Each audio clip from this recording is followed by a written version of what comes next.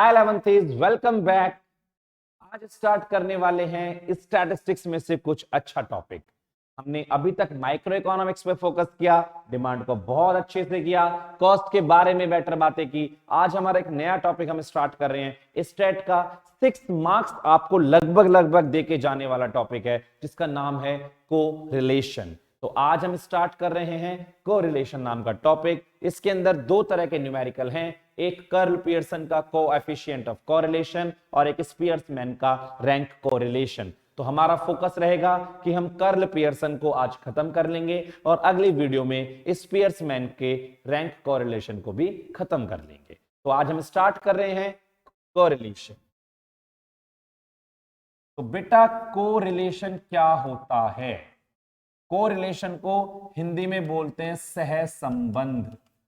सहसंबंध that means relation between two variable. Correlation का मतलब क्या है? Relation between two variables.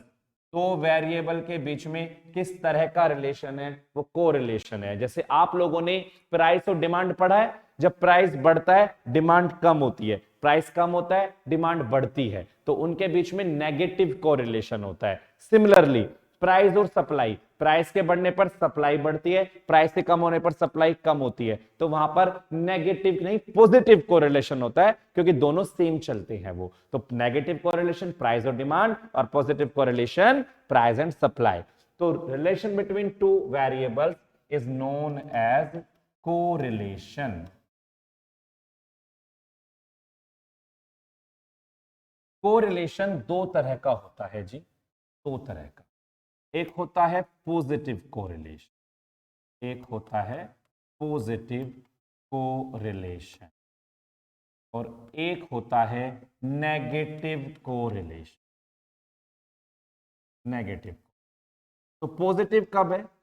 When two variable when two variables move in same direction।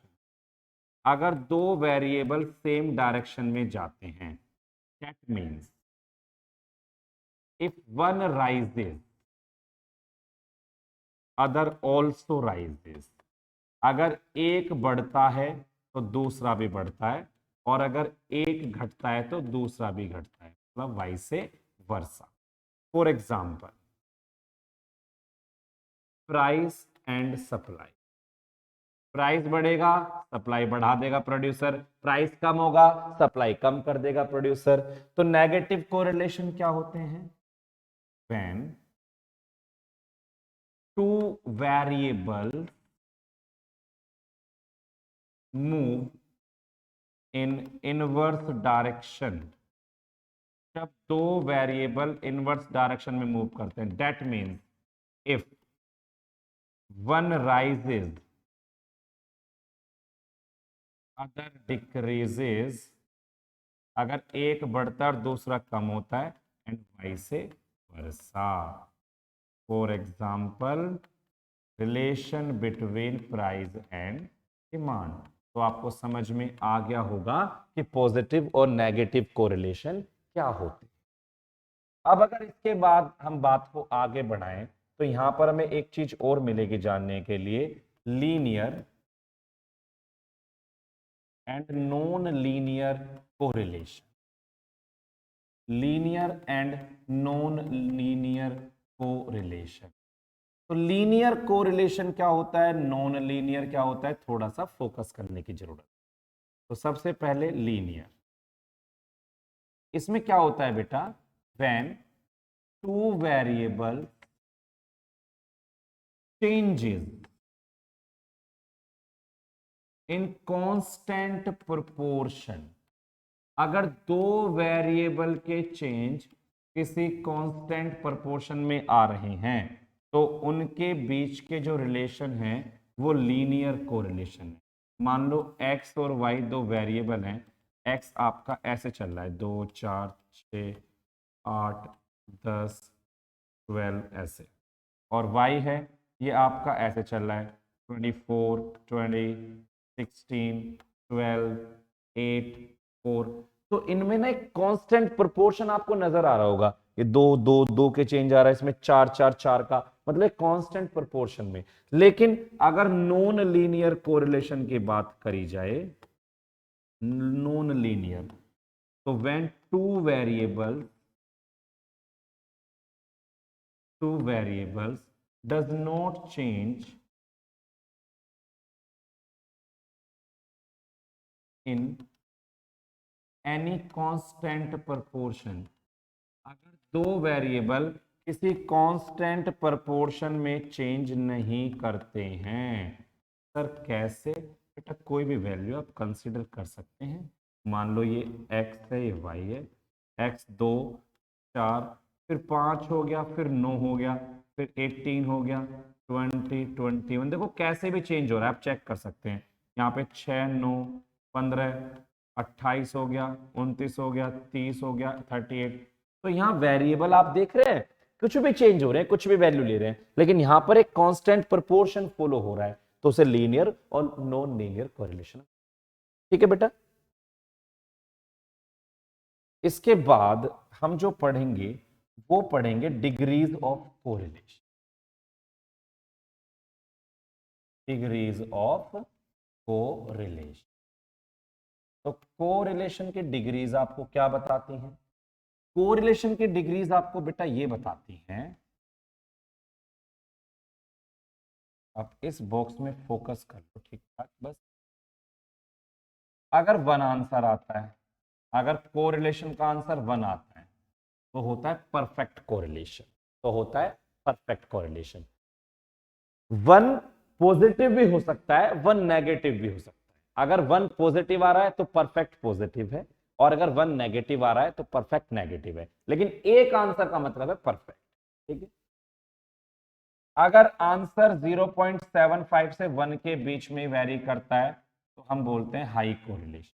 क्या बोलते हैं? हाई। माइनस में है तो नेगेटिव हाई, प्लस में है तो पॉजिटिव हाई। अगर 0.75 के बीच में 0.25 जाता है तो ये होता है मॉडरेट। इसे क्या बोलते हैं? मॉडरेट। अगर 0 से 0.25 के बीच में आता है तो लो बोलते हैं, और अगर 0 आता है तो जीरो कोरिलेशन। तो हमारी कोरिलेशन की डिग्रीज हैं, यानी कोरिलेशन की वैल्यू जिंदगी में भी 1 से ज्यादा नहीं जाएगी, इसकी वैल्यू 0 से 1 वेरी करेगी। पॉजिटिव नेगेटिव तो वेरिएबल के ऊपर डिपेंड। ठीक है बेटा। एक एग्जांपल लें, शुरू करें क्वेश्चन। हाँ सर शुरू करो।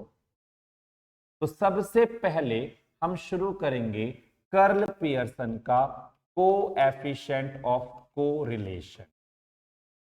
कर्ल पियर्सन का कोएफिशिएंट ऑफ कोरिलेशन कि दो वेरिएबल एक दूसरे से किस तरह से रिलेटेड हैं, ये बताता है कर्ल पियर्सन का कोएफिशिएंट ऑफ कोरिलेशन।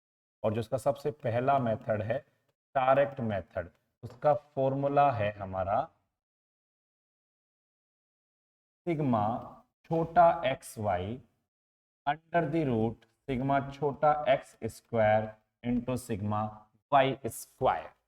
अब यहां बच्चों को लगेगा सर कैसे कैसे?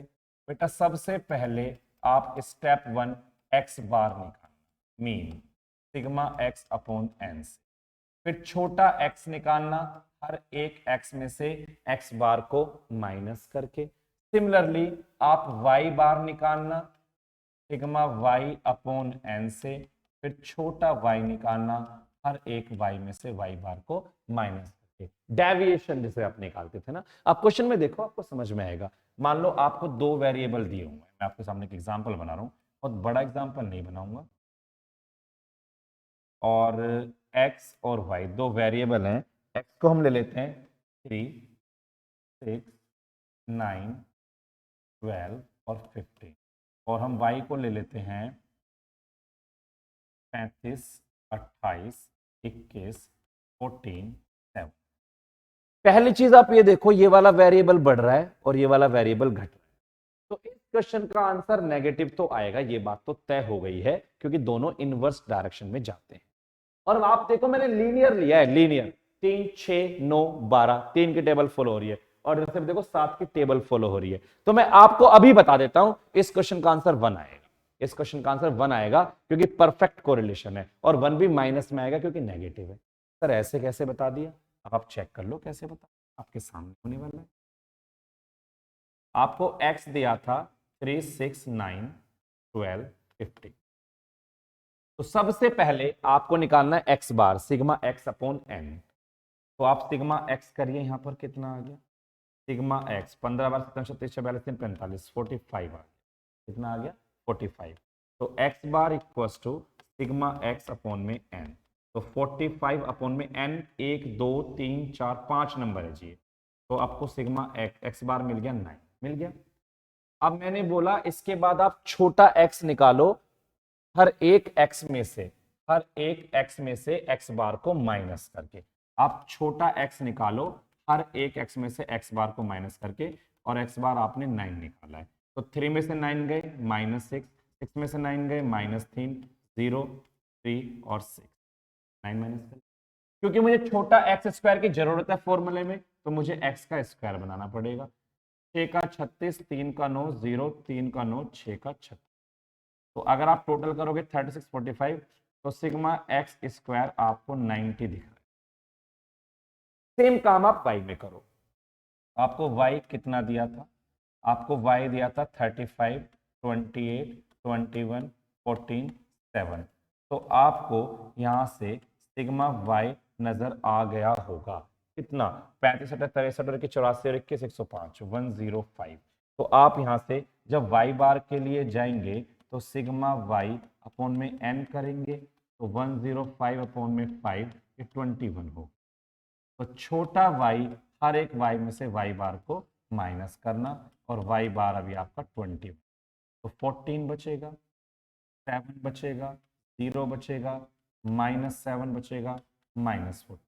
फिर मैं छोटे y का भी स्क्वायर करूंगा क्योंकि सेम स्टेप मुझे चाहिए थे। तो 14 का स्क्वायर 196, 7 का 49, 0, 7 का 49 और 196।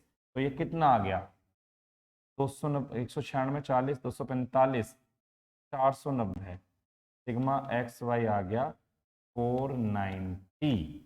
तो 490 मुझे ऐसा लग रहा है इसे 490 आ रहा है, आ ही रहा होगा जब लग रहा है तो ठीक है।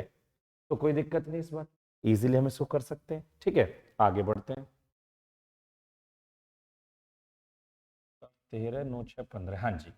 अब मुझे क्योंकि छोटा एक्स वाई भी चाहिए, सिग्मा एक्स वाई, तो छोटा एक्स ये रहा और छोटा वाई ये रहा। तो -6 की 14 में करोगे तो माइनस का 84 आएगा। -3 की 7 में करोगे माइनस का 21 आएगा, 0 की 0 में। फिर 3 की -7 में करोगे -21 आएगा, और 6 की -14 में करोगे -84 आएगा। यहाँ आप टोटल कर लो, sigma x y equals to 105, 105 minus का 210। ठीक है, 105, 105 माइनस का 210। अब आप फॉर्मूले में आ जाओ, कार्ल पियर्सन के सिग्मा छोटा x Y under the root sigma X square into sigma Y.